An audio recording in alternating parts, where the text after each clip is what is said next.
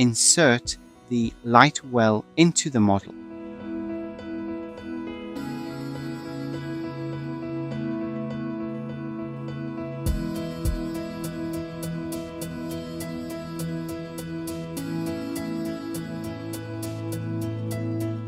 Modify its geometry from the Properties toolbox.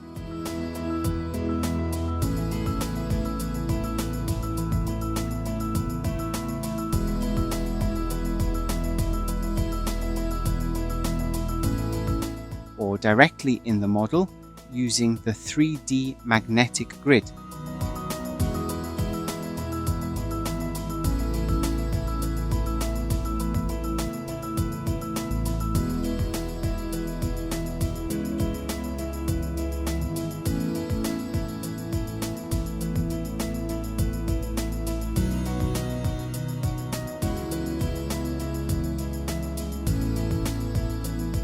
Use the handle to reposition the light well.